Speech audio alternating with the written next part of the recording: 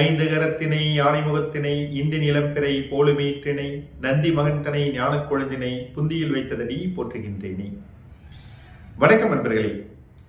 இந்த 2024 அட்சய திருதியை அன்னைக்கு தங்கம் மட்டும் இல்லாம வேற சில பொருட்களையும் நீங்க வாங்கலாம். அதே மாதிரி எந்தெந்த பொருட்களை வாங்கலாம், எந்தெந்த பொருட்களை வாங்கக்கூடாது அப்படிங்கிறத இந்த காணொலியில நம்ம பார்க்கலாம். ஜோதிட ரீதியா நீங்க அட்சய திருதி அன்னைக்கு வாங்க வேண்டிய 3 முக்கியமான பொருட்களை இப்ப நான் சொல்றேன். ஒண்ணு உப்பு. இந்த உப்பு அப்படிங்கிறது சந்திரனுடைய காரத்துவம். ரெண்டாவது சர்க்கரை. இந்த சர்க்கரை அப்படிங்கிறது சுக்கிரனோட காரத்துவம். மூன்றாவது மஞ்சள், இது குருவினுடைய காரத்துவம்.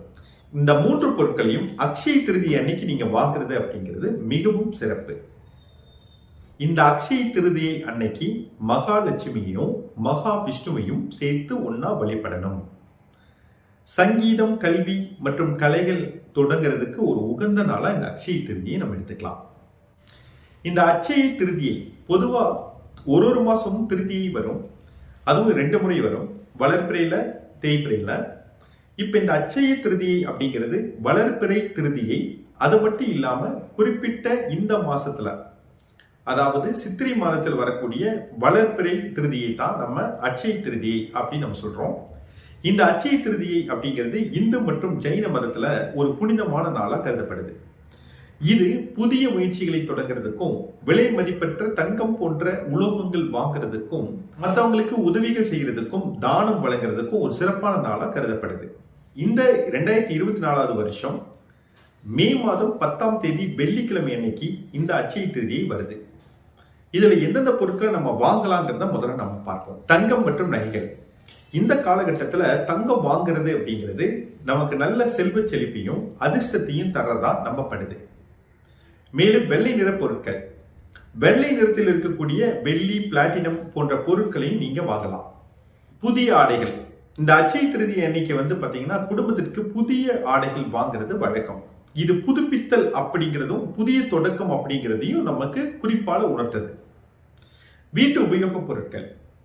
மக்கள் பெரும்பாலும் வாங்கக்கூடிய இந்த மிக்சி, கிரைண்டர் போன்ற வீட்டு உபயோகப் பொருட்கள், இல்ல குளிர்சாதன பெட்டிகள், சலவை இயந்திரங்கள், நீங்க ஏதோ ஒரு புது பொருளை ஒண்ணு நீங்க வாங்குங்க. வாகனங்கள். சில குடும்பங்கள்ல அட்சய திருதி அன்னைக்கு வாகனங்கள் வாங்குறத ஒரு வழக்கமா வச்சுக்குவாங்க. இதுல நீங்க இருசக்கர வாகனங்கள், 4 சக்கர வாகனங்கள் எதுவா இருந்தாலும் நீங்க வாகனங்களை வாங்கலாம்.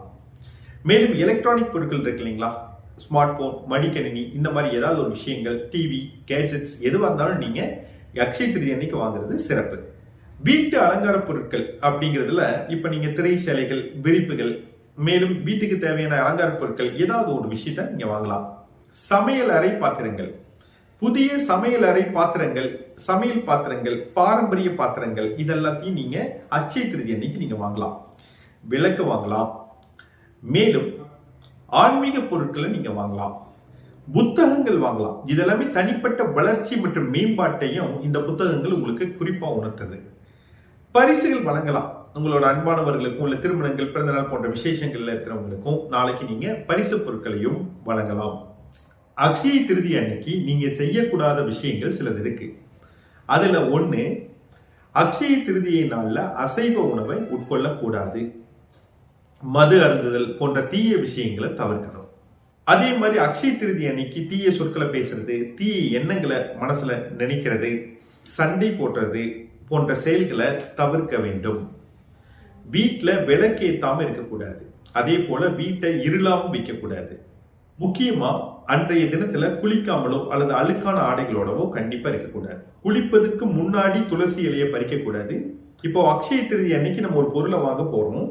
அந்த பொருளோட விலை நமக்கு சாதகமா இல்லை அப்படின்னா எதுவுமே வாங்காம வெறுமனே வீடு திரும்ப கூடாது. அப்படி எதுவுமே வாங்க முடியல அப்படின்னா நீங்க பூ, மஞ்சள், குங்குமம் இந்த மாதிரி ஏதாவது ஒரு மங்களகரமான ஒரு பொருளை நம்ம வீட்டுக்கு வாங்கிட்டு வரலாம். மேலும் இந்த அட்சய திருதி அன்னைக்கு விஷ்ணுவையும் மகாலட்சுமியும் தனித்தனியே வழிபடாம ஒன்றாக வழிபட்டு நல்ல ஒரு முன்னேற்றத்தையும் வாழ்வினுடைய அடுத்த நிலையும் அடைய எல்லாம் வல்ல இறைவனை நான் பிரார்த்திக்கிறேன். நன்றி, வணக்கம்.